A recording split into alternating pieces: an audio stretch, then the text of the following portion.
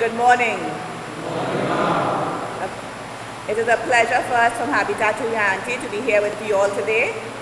Wonderful bunch of people. I'm excited. I don't know about you all. I'm excited to be here with you. And so is our team. I am Graciela Budu. I'm the program coordinator at Habitat for Humanity, Trinidad and Tobago. We have with us today Jamil Huggins and Joseph Charles, who are the disaster coordinators. What are we about? First, let's talk about the mission of Habitat. Habitat talks about bringing hope, about shelter. Okay? I say we bring strength, stability, by being resilient. So it's not just about the work, but giving you the talent and the expertise to be able to have the capacity to be able to be resilient, to be able to help with your shelter needs. Our mission, as you see there, we look at seeking to put God's love into action. We bring people together, and look at all of you all are together, to build homes, to build communities. And this is about community building, what we're doing here today. It's all about community, and we bring hope. Because if you have the talent and the capacities, it helps to bring hope. Hope for a better future. Hope for being more disaster resilient. Hope in a lot of different aspects of having safe shelter and bringing safe shelter awareness, which is what your trainers are going to go through. And you can look at the history of Habitat. We are here since 1997. And these are the figures you're looking at here. You're talking about 4,824 people trained in different capacities. And we'll talk a little bit about the capacities of the training in a little bit. We did 23 community structures, 287 ITO bills. This is a little bit of what we have done over the past years. So you know it's not one house we do or one community we work in. It's quite a number that we have been in. And that kind of will give you an idea of the enormity of Habitat for Humanity. Habitat for Humanity is an NGO. It's about funding. It's about donors giving us funding so we can actually help the community members, help you all, help your families and communities in which you live in. This is what we do at Habitat. We are an international NGO and we are the Trinidad leg of it. So we're not just Trinidad, we are global. Recently concluded last year, Coban and the Public Bank. They got together, Coban Global Companies and the Public Bank Limited for a 2-year project where we went into communities, we did different bills, we served families. And this is about what we do. We do housing and construction, as you saw just now. We do new housing, we do construction, we do repairs. So when you see you have a disaster, when you have, like the other day, remember all the high roofs, the high winds they had, and plenty of people talk about the roof blow-off. We'll get a little bit more in depth into the disaster training, but things like that is where we look at funding from different donors who will help to repair these roofs for these communities, for the people. And we come in and we provide those services. Services, a lot of times, well, pre-COVID, was we able to help through donors, not just through donors, but through volunteers, so that you all can actually get involved. Once they have a little ease up with this COVID lit, get involved in house bills, get involved in giving back to the community. And this is how Habitat, we depend a lot on volunteers putting part in. When a home partner comes to us, and we don't give handouts, we give our hands up. When you say we do a house bill, we give a no interest loan. You have to pay us back for the house. And that money you pay back goes to helping you. And when you pay back, it goes to help our next one. This is what you call revolving. So it's important when home partners take a loan with us that they pay back. So it helps another family. You can imagine if you don't pay back, oh wow, your house ain't getting bill, you're waiting on the money. So this kind of thing. But it's a way, a mechanism in which families can be served. And this is what's important for us. Families who are served put in volunteer service into the bill as well. They don't sit back and relax up.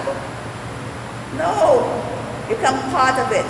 So I'm looking forward as well that when we have these bills and have these repairs, that you all can become involved in it down the line. Once the COVID lifts up, because of course you know what happened there. We can't take it out on a bill. But yes, I'm looking forward to that. You all here for what, 2 years?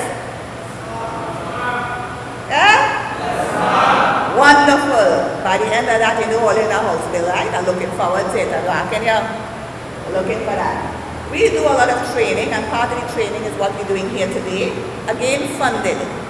We do capacity drilling. I think it looks really good on the screen. We do things like construction technology training.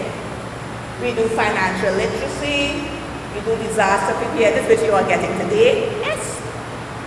We do healthy housing habits, and we have a program called PASSA, which Jamil and Joseph will touch a little bit on during their session.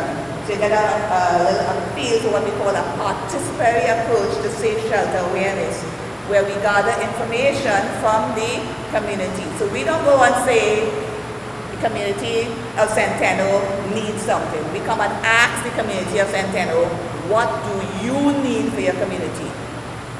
Participatory approach. We do what we call neighborhood revitalization, which talks about greenhouses. We did a greenhouse in Cashew Garden, solar powered. So we helped, that was funded, and we helped finish up that project. We talk about solar groups. We do drains, retaining wall. There's only nice retaining wall in the video. This house was sliding down. They do the retaining wall. Not just their houses slide down. They start to slide down on houses. And the ones above them will slide down as well. But when you put a retaining wall, the impact you have is not on one household, but on all the households below and all the households on top. So when we do repairs and when we do projects, we look about the impact that we're making on the community. How many people are we impacted? Because those are important. It's really important for you when you become to serve, when you start to serve. For those of you who continue within the military service, when they go outside and they do build and they do construction, it's different because you're looking at the impact. How much people are you serving? And this is what we look at Habitat for Humanity. Today, this training, and you see we talk about training, I think I do about funding. It's funded by USAID, Bureau of Humanitarian Assistance. These are the people who have funded this training session today. They have paid for it. And the project that it's being paid under is accelerated. It's called Accelerating the Essentials to Making Port of Spain a Resilient City 2030. And when you talk about a resilient city, we talk about the city involves people, the surrounding people within the city. And what we are looking at is building the capacities, and you are now part of the project, because although you don't live in Port of Spain, you're part of Trinidad and Tobago. So it's not just a city. Some things are surrounded around the city. And when we talk about the city, the project area deals with Belmont, visualize Port of Spain.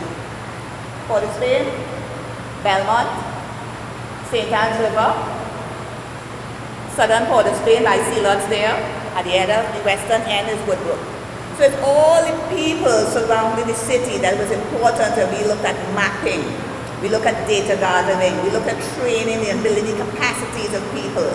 And when we did the proposal to USAID says, guess what? Yes, we want to be part of that Making Cities Resilient project. We want to bring Port of Spain into that. The people in Port of Spain, the communities of Port of Spain, and by extension, people of Trinidad and Tobago, and they have funded trainings in disaster preparedness for people like for all of you, and they're the ones that are funding the project. What is the outcome of the project? Not a piece of paper, you know, an action plan based on policies, based on what the community needs. And this project is a one-year project that's coming to an end in March. So the project is closing off, and I'm so glad to have finally gotten you all to be able to make you part of this project. If anyone here, including you, could you explain what is the community emergency response here? A disaster is any event that overwhelms your resources and you need external assistance. The